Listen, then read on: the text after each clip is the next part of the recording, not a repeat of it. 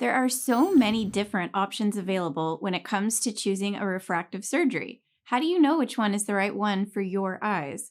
In this episode of OCuTALK, ophthalmologist Arjan Hura explains the different options available, provides us with more in-depth information on both SMILE and EVO ICL procedures, and walks us through the recovery process for refractive surgeries. Dr. Hura?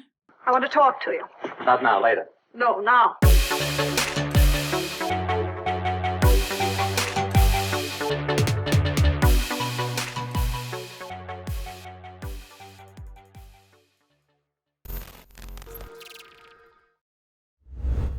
Hello and welcome to OCuTALK. Today we're going to be speaking with ophthalmologist Arjan Hura. Dr. Hura, welcome to OCuTALK today. Thank you. I appreciate it. I know everyone has a busy schedule, so thank you for your time.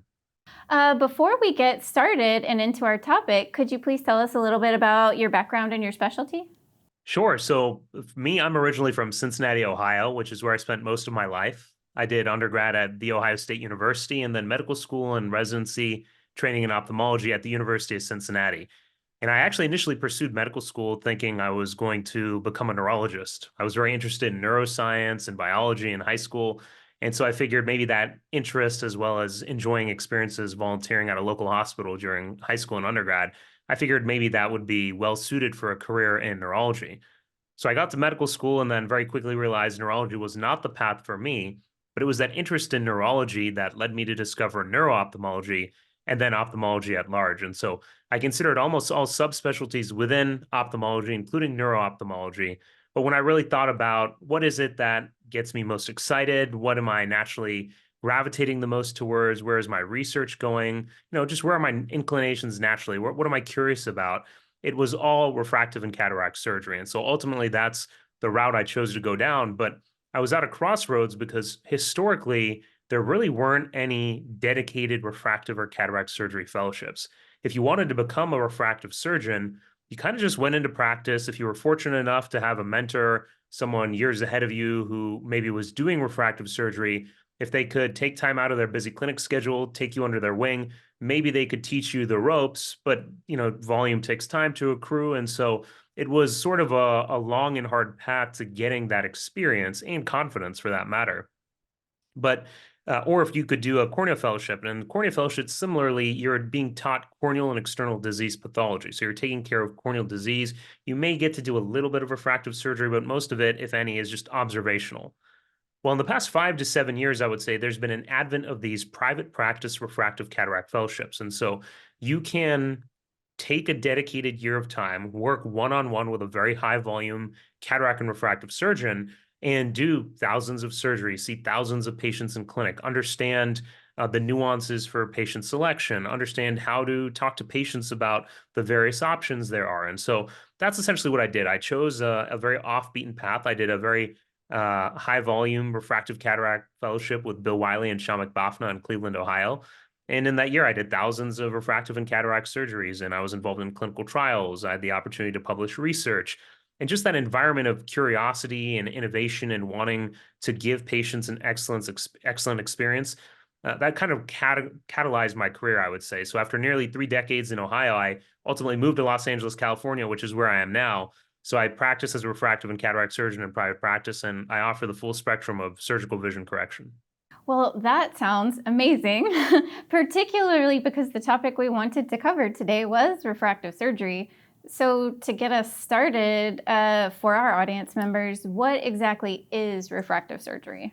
Yeah, that's a great question. What is refractive surgery? I think that's a term as ophthalmologists we throw around, but most people who aren't familiar with the world of eyes or ophthalmology, they don't really know what that means. So refractive surgery is a field of ophthalmology, subspecialty within eye care itself that exclusively focuses on vision correction and achieving a desired visual outcome. And typically, for most people, that's the elimination of glasses or contact lenses by changing the overall optical system of the eye at either the corneal plane or the lens plane, or sometimes both. So I think most people are familiar with LASIK, but there are a lot of other options as well, including PRK, SMILE, EVO ICL surgery, refractive lens exchange, and then even cataract surgery itself can be refractive cataract surgery. Decades ago, it was considered a win if you just got the cataract out safely and then people wore glasses full time.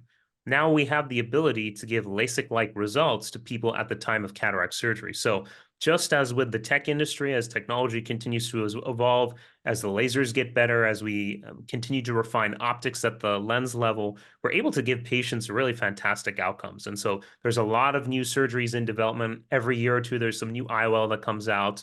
So it's just a very exciting time to be in the field of vision correction.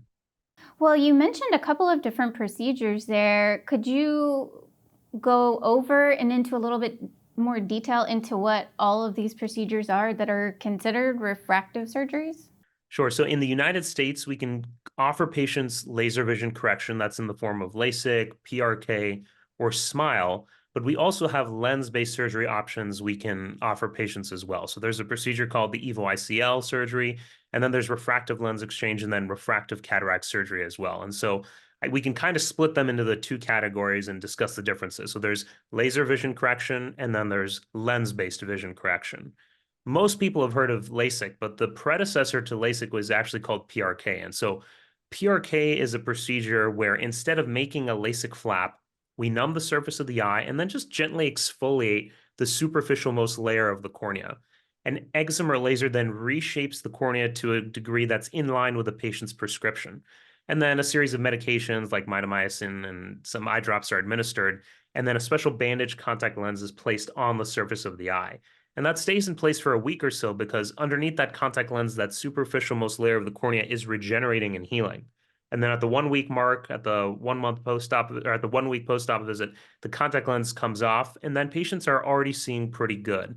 But to get really crisp and clear vision, I often tell patients that process takes several weeks. And so most people, if they're a candidate for LASIK or SMILE or EVO ICL surgery, let's say, we typically recommend that instead, just because the healing process with PRK is a little bit longer, and there can be a little bit of moderate discomfort in those first few days while that skin layer is regenerating. LASIK is what most people are familiar with. And so that is essentially the next evolution of PRK, where instead of essentially removing that superficial skin layer, one laser makes a LASIK flap, which is then lifted by the surgeon, and a second laser then reshapes or sculpts the cornea. And then that LASIK flap is laid back down and smoothed gently into place. That LASIK flap almost acts like the body's natural contact lens. And then because of that, the recovery is quite quick. And so most patients, if I do their LASIK surgery, the next day they're driving themselves into their day one post-op visit, and they're already seeing the vast majority of them 20/20, if not better. And so because of that quick recovery, that's typically what most people have when they're thinking about laser vision correction. There's another procedure, sort of the third pillar of laser vision correction surgery, called SMILE. And SMILE's a little different than both PRK and LASIK. So rather than sort of gently scrape off the superficial most layer of the eye like with PRK, rather than make a LASIK flap and then lift that flap, what SMILE involves instead is the creation of a thin contact lens shaped piece of tissue within the cornea itself. It's called a lenticule. And that lenticule is created using the same laser, believe it or not, that makes LASIK flaps. And once that lenticule is created within the cornea, the surgeon then goes in and we just gently free up that lenticule and remove it. The cornea then closes off that empty space, and that reshaping of the corneal tissue then is what corrects the patient's prescription. Like LASIK, because that top layer of the cornea hasn't been disturbed, the recovery is quite quick, and patients are seeing pretty well within the first few days after surgery. So that's laser vision correction. And then, of course, there's other options as well, like the EVO ICL and refractive lens exchange, and we can get into that as well. But I can talk a little bit more about SMILE if you'd like, because I know that's probably what most people are not used to hearing about. Yes, that was going to be my next question. Like you said, most people are familiar with LASIK. So could you tell us a little bit about the SMILE process? Who makes the ideal candidate? What exactly does that process look like from start to finish when you're meeting with somebody? Do you know right away this person would be better for SMILE? Or is it sort of just a conversation that you have about the process? What does that whole process look like? Yeah, that's a great question. I think most patients who have an average prescription, normal, healthy eyes, they're kind of a candidate for all three versions of laser vision correction. So your question is quite good, because to figure out what is someone the best candidate for, what is the procedure that's most optimal for their eyes, That really comes down to a lot of fine points, and there is some nuance in patient selection. So, at least here in the United States, SMILE is FDA approved to treat nearsightedness or myopia for a prescription of about -1 to -10. And it can also treat astigmatism between 0.75 and 3 diopters. And so, unlike LASIK or PRK, it is not approved to treat farsightedness. So, anyone whose prescription starts with a plus, you can't treat that with SMILE. You also can't treat super low levels of nearsightedness. So if someone has less than a prescription of -1, let's say it's minus a half or minus 0.75, you can't actually treat that prescription with SMILE. It has to be a little bit higher. So there's some limitations in terms of what the FDA has approved for prescription correction, but the normal, average, everyday patient who's nearsighted, they're probably, in terms of the prescription, a candidate for SMILE as well. Something a little unique to SMILE is that the way the lenticule is created, that contact lens piece of tissue within the cornea, in order for that to be created properly, there can't be any scarring in the center of where the patient's looking through. So let's say a patient has worn contact lenses for a really long time. Maybe they have a history of some contact lens related infections. It's important for the surgeon at the microscope to take a look at the cornea to make sure that there's no scarring right in the middle of where the patient would be looking through. Because if there is, then that lenticule is not going to be created properly, and then the patient could have a suboptimal outcome. So, what does the recovery process for this look like compared to the other surgeries? I know you started with PRK and you said that one takes a little bit longer, but more LASIK, since that's the one people are most familiar with. What is the recovery process like between the two processes? Right, right. So, like I mentioned before, LASIK, thankfully, is quite quick. And so you have the surgery, you go home, and I usually recommend people sleep for 4 or 5 hours or the rest of the evening if they can. The next day they wake up, they're seeing the best they've ever seen in their life without glasses or contacts. They can drive themselves into the 1 day post-op, and they're usually already seeing 20/20 or better. And so the recovery with LASIK is near immediate. And I say that from personal experience as well. When I had my eyes done, I was in medical school. I was working in the hospital. I took, a quarter a day off in the afternoon, had my surgery, and then the next day I was back in the hospital seeing patients. So the recovery is quite quick.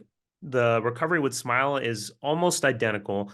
The vision may lag a little bit on day one. So rather than being 20/20, a patient might be, let's say, 20/25 or 20/30. But then very quickly over the next 24, 48 hours or so, that vision sharpens up and crispens up. And so in terms of speed to recovery, I would say LASIK has the fastest recovery, followed just behind by SMILE, and EVO ICL is right there as well. The only reason the EVO ICL takes maybe a day or two longer to recover from than LASIK surgery is because in order to slip in the EVO ICL, we have to dilate the eyes, and that dilation sometimes takes 24 to 36 hours to wear off. But LASIK, SMILE, EVO ICL, recovery is quite quick. PRK is the only one. For about a week or so, I tell patients the vision's going to be blurry while the contact lenses are in place. And then after the contacts are out, your vision will be functional. You can drive, you can work, you can go about everyday life, but the vision's not going to be quite perfect. And every week that goes by over the next month or so, the vision will slowly get better. So there is a little bit of difference in healing, but for all intents and purposes, LASIK, SMILE, EVO ICL surgery, the recovery is very quick, less than a weekend. Well, since you've mentioned it several times in this last answer, could you tell us a little bit more about the EVO ICL? Sure. So, like I talked about, you can think of vision correction broadly in two categories, right? So, you have laser vision correction, and then you have lens based vision correction. And the EVO ICL kind of falls in between the two, but more towards the lens based aspect of things. So, ICL surgery is an alternative form of vision correction to laser vision correction that does not involve reshaping the cornea or removing any corneal tissue. So, the EVO ICL is a small, transparent, flexible, biocompatible lens that's a fraction of the size of a contact lens. And it just gently slips into the front part of the eye, behind the iris, which is the colored part of the eye, and in front of the natural lens in the eye. So when we're born, we're all born with two lenses in our eyes. And over decades of life, 4 or 5 decades, that lens starts to stiffen up, and that's what leads to the loss of near vision. And then over several more decades, the lens becomes cloudy, and that's what a cataract is. And so the ICL, while that natural lens is in place, just slips right in front of that natural lens. And it sits there, depending on the patient's age. If they're in their 20s or 30s, that ICL may sit there for a good 40, maybe even 50 years until the patient's in their late 60s and 70s and needs cataract surgery. And so it's a great form of vision correction that can be good for a lot of patients because it can correct not just low levels of nearsightedness, but up to very high prescriptions as well. It can treat prescriptions that are too high for someone to have LASIK to correct. And so it can correct up to about -16 and as low as about -3. And it can treat large amounts of astigmatism as well, up to about 4 diopters or so. Now, this is what I do day in, day out. So sometimes I will see patients who have such high prescriptions that even the ICL cannot correct all of it. And for those patients, we'll actually plan to combine ICL surgery and usually LASIK. And with the combination of both, we can treat a vast majority of the prescriptions of nearsightedness and astigmatism that are out there. ICL surgery takes about the same amount of time to do as LASIK, 10 to 12 minutes in each eye or so. And then already patients are seeing better than they've seen without contact lenses and glasses. But like I said, the eyes are dilated for the first 24, 36 hours. So the near vision, especially for young patients, may be a little bit blurry while they're dilated. Once that dilation starts to wear off, then the near vision comes into sharpness as well. How common is it that you would do dual procedures like that? I'm very curious. It's pretty rare, but in my clinic, it's not out of the ordinary. I see a patient like that maybe once a month or two. Usually, this is someone who's been told for many, many years that they're not a candidate for LASIK, they're not a candidate for any vision correction procedure. And then somehow or another, whether it was a referring doctor or maybe they went online and they heard about ICL surgery, they hear that I do ICL surgery, and so they come in, and I tell them I've got little bit of bad news, but mostly good news. And the bad news is I can do ICL surgery for you and I can debulk maybe 75, 80% of your prescription. But even the ICL has limits to how much it can correct. The beautiful thing, though, is because the ICL surgery doesn't involve reshaping or removing any tissue of the cornea, we're leaving all of that natural tissue intact. And so even if 80% of the prescription is treated with the ICL surgery, that leaves the entire cornea pristine, and then we can do low levels of correction with either LASIK or SMILE or PRK to treat that last little bit of prescription. Typically, I'll usually recommend patients wait about 3 to 4 months between those procedures. So I'll let them know the vision's going to be better after surgery. It's not going to be perfect. And even if that little bit of prescription that's left over, if that's bothersome, you can always wear glasses or contact lenses until it comes time to do the second procedure. Are there ever any instances after the ICL surgery where the lenses have to come out, or is they're just in there for 30 or 40 years until you have cataracts? Yeah, that's a great question. And I think you touched on one of the highlights of the surgery of ICL surgery, which is it's reversible. So let's say I did ICL surgery on your eyes right now, and then 10 years later you come back and you say, doc, I really miss my glasses or contacts. I can take the ICLs out, and then your eyes, for all intents and purposes, functionally go back to exactly kind of how they are right now. Now, obviously, 10 years have passed, so maybe other age-related changes have taken place, but the surgery is reversible from that standpoint. And so I have a lot of patients who come in and they're great LASIK candidates, but they want the ICL surgery because they really like that aspect of the reversibility. And so it's pretty rare, knock on wood, I've yet to have to take out an ICL for a patient. Statistically, in my career, it'll happen at some point. But typically, if someone needs to have an ICL removed, it's because now many years have gone by and they need cataract surgery, or because once the surgery's done, the ICL is just a little too small or it's a little too large for that eye. And if that's the case, it usually doesn't affect the patient's vision. But as the surgeon, I can tell, okay, I don't like how that's sitting. It's not a big deal. We just go back in and exchange that ICL out for a ICL that's just a little bit larger in diameter or a little bit smaller. Again, I've never had to do that, but it's pretty rare. So, for your post-surgical regimen for refractive surgery, what does that look like? Is it the same for all of your refractive surgeries? Like, is the one for EVO ICL the same as if you're getting SMILE? Do you just have like a standard post-surgical routine you send all your patients home with for refractive surgery, or does it change dramatically depending on which kind of surgery you're having? Yeah, that's a great question. I think patients are often a little anxious about, okay, how quickly is it going to take for the vision to recover? What if I do something wrong? Am I going to harm my eyes or impact the results of the surgery?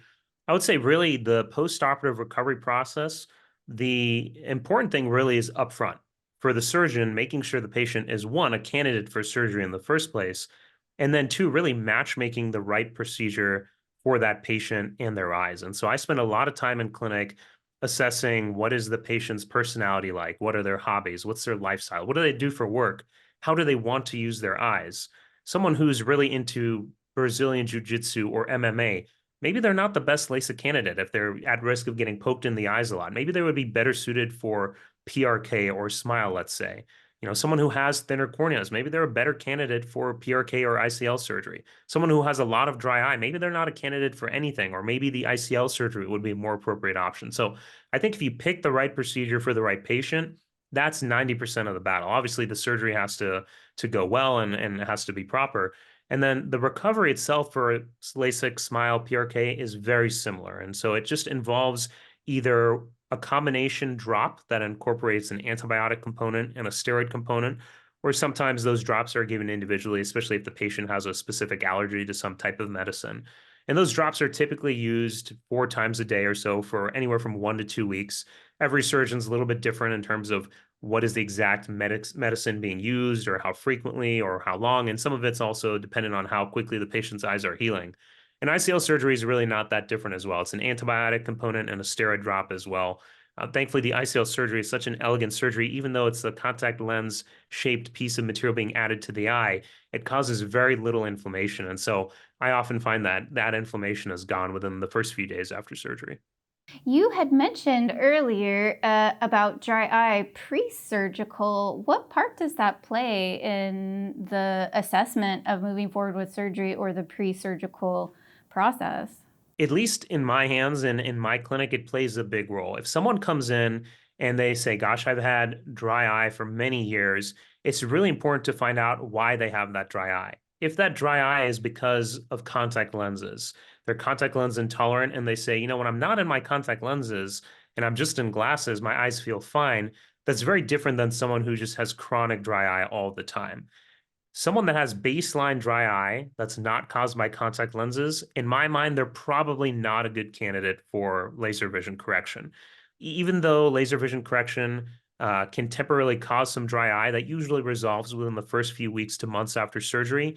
In someone who at baseline has some dryness, I worry that the procedure will increase that baseline. And if someone has worse dry eye after surgery, we know how much that can impact their prescription. And so not only are their eyes going to be dry and itchy and gritty and scratchy, but their quality of vision as well is going to take a hit. And so if someone's dryness cannot be resolved with very conservative measures, just like artificial tears, maybe some punctal plugs, I usually will recommend against having LASIK, SMILE, or PRK for those patients that have dry eye that's caused by something other than contact lenses. For that segment of the population, though, if their prescription allows, those are often fantastic candidates for the EVO ICL surgery. Because the ICL surgery doesn't involve the removal of any corneal tissue, there is essentially no dry eye being induced. Sure, the eyes might feel a little dry or scratchy for the first day or two after surgery, but for all intents and purposes, the EVO ICL does not cause any dryness. Nice. That is really good to know. I actually didn't know that at all. Are there any candidates that are just not candidates at all? That they are. What does a patient who can't have refractive surgery look like? Is that a subset of the population? Definitely. And I always tell patients, or especially if I have a friend or family member who, doesn't live in Los Angeles and can't see me, and or they have a buddy or a friend who's interested in vision correction, I always say it's really important to go to someone who does the full spectrum of refractive surgery. So if you're seeing a surgeon, see someone who does LASIK, they do SMILE, they do PRK, they do the ICL surgery, they do refractive lens exchange, they do cataract surgery, because they're not going to be as biased towards recommending one procedure over another. Some surgeons, all they do is LASIK, or all they do is PRK. And there's that old saying, if all you have is a hammer, everything looks like a nail. And so if you don't offer every option of surgery, you may be biased towards, recommending surgery to a patient who wasn't the best candidate for that procedure. And so probably in my practice, I turn away 10 to 15% of patients. They're just not candidates for any form of vision correction. And there's nothing wrong with that. We want to do what's safe and healthy for the patient. Vision correction is an elective procedure.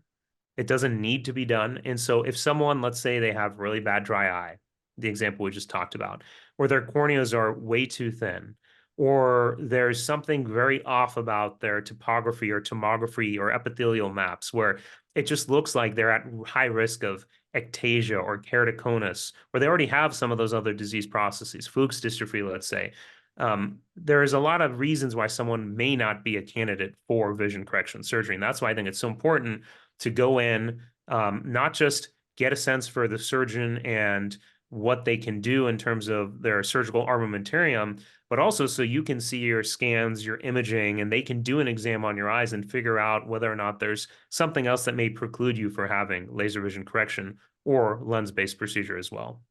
Well, doctor, thank you so much for covering so much of refractive surgery with us today. Is there anything else you'd like to talk to our audience about? Anything you want to add at the end? Well, no, just thanks for your time. And I speak from personal experience. I think refractive surgery for the right patient, the right candidate, the right personality, it can be really powerful. Having your vision corrected can be life-changing. I saw both my parents have LASIK when I was growing up, and then I had LASIK myself. So I witnessed firsthand how much it improved my parents' quality of life. And then I got to experience the same benefit as well. And so if anyone's interested in laser vision correction, getting out of glasses or contact lenses or the ICL surgery, again, just find a surgeon you can trust who offers the full spectrum of refractive surgery, and then go in and see if you're a candidate. You may be surprised if you've been in glasses or contact lenses for years or decades. It may just be a procedure that just takes 10, 12 minutes to get you out of those contacts and glasses for many, many more years. Well, thank you, doctor. Thank you so much for joining us today. Of course. Take care. Thank you so much.